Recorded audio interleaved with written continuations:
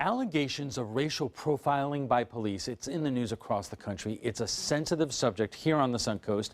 But what do the numbers actually show, and do they tell the complete story? ABC 7's Kate Flexter has more.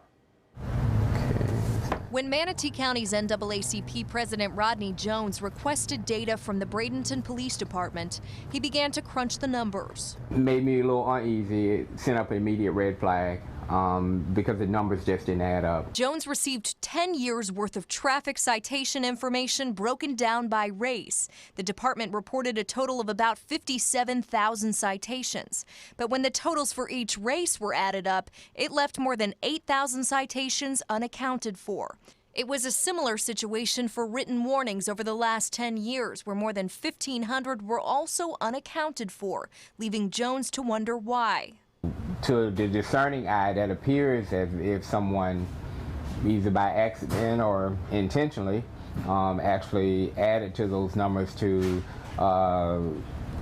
take away the disproportionate numbers from the other categories. We went to the Bradenton Police Department for answers, and Chief Melanie Bevans responded with a written statement saying due to the record system's limitations, Hispanics were recorded in both the white and Hispanic populations. This error was not discovered until the initial data had been released. Civil rights attorney Andrea Mogensen says that error does a disservice to the minority community. If you lump those numbers in with the white population, who does not generally have those complaints, at least not as great a numbers as the ethnic minorities, then you're skewing the results both for your internal analysis and for the community. Mogensen says whatever the reason for any error, it's important for law enforcement agencies to keep accurate records. The police police themselves, and frequently the community is not satisfied with that process.